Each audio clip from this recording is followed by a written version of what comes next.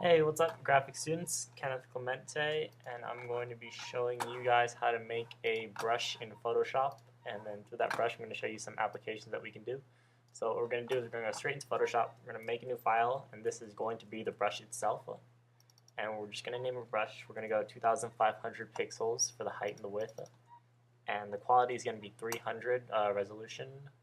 And the reason we do this is then we have a really high quality brush that's like really big, so when we shrink it down, it'll still have all the detail to it.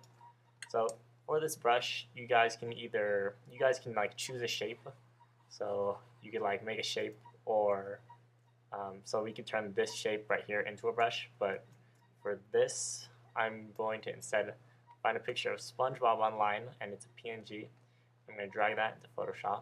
So yeah, now we have a picture of SpongeBob. We're going to turn this into a SpongeBob brush.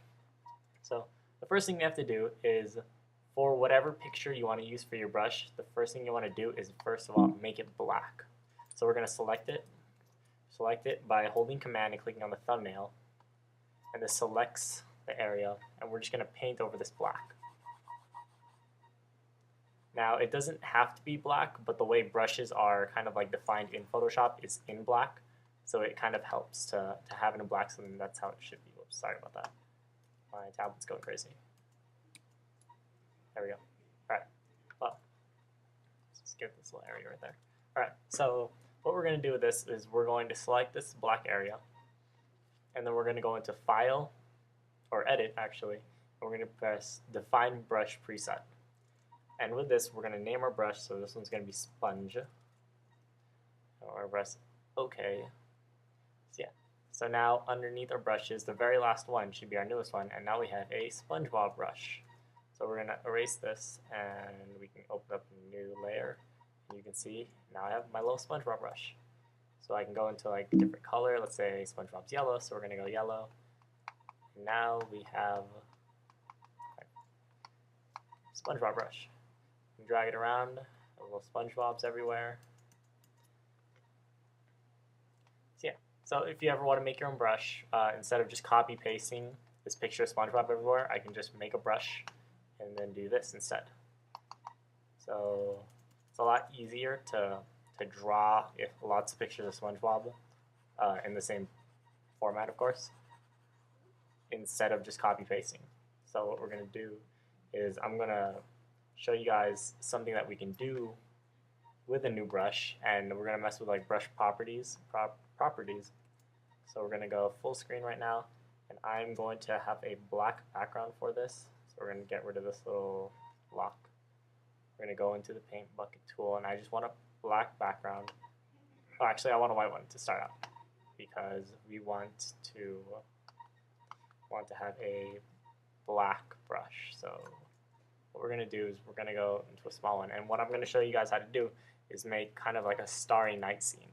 So what we can do is we can just use this brush and just delete that one side. And we're just going to make black dots of varying sizes. Oops, sorry about that. So yeah, black dots, different sizes. The tablet's just going a little crazy.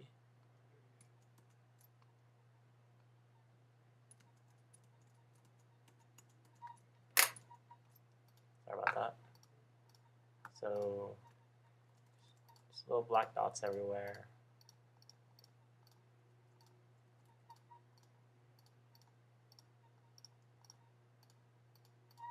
So now what we're going to do, we're going to turn this into a brush. So of course we select it. It's black already, so we can go into Edit and Define Brush Preset. And we're going to name this one Stars, because these are going to be our stars. So now we can erase this layer. And we're going to go make our background black now. Open up a new layer. And we're going to change our color to white. So now when we draw our stars, it's nice and white. Now, these stars aren't that good. They're very kind of uniform. They're kind of all over the place, but it kind of looks like it's just the same pattern everywhere. So what we can do instead is to make this a little bit more realistic. We can undo all of these. Sorry about that. Make a new layer. What we can do is we can go into our, where is it? here, going on this right here, and what we can do is we can change how it scatters, changing just kind of like brush properties. So let's say I turn up the scatter and scattering, it's going to go all over the place now. Now it looks a little bit less uniform. Ooh, wow, that's too many. So we're going to turn scatter down just a little bit. So what I'm going to do is I'm going to turn the count a little higher. Shoot, lost control. Oh no. Turn the count a little higher and the count jitter higher also. And then shape dynamics, what we're going to do is we're going to have a large size jitter. And what that's going to do is going to allow a lot of different shapes to show up, a lot of different sizes to show up, as you can see. Oh, whoops. So if we make our brush nice and small, my tablet is going crazy. So we make our brush really small, but we really heighten up the scatter and the count. What we can do is have something like that. So we go into shape dynamics, we're going to make the minimum diameter a lot higher. And you can like mess around with this yourself to see if you can get different results. But you can also turn the angle jitter up so they like flip around, or the roundness also.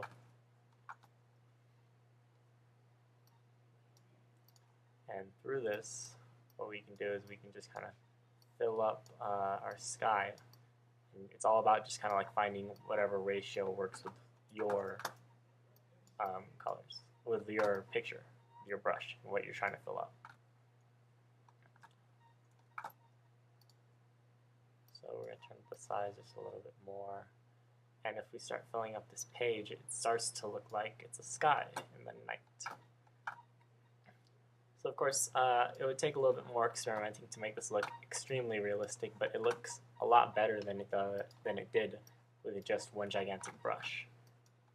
So this is obviously way too many stars in the sky, but basically all you have to do is keep messing around with your scattering and how many your count, how many actual little copies come up,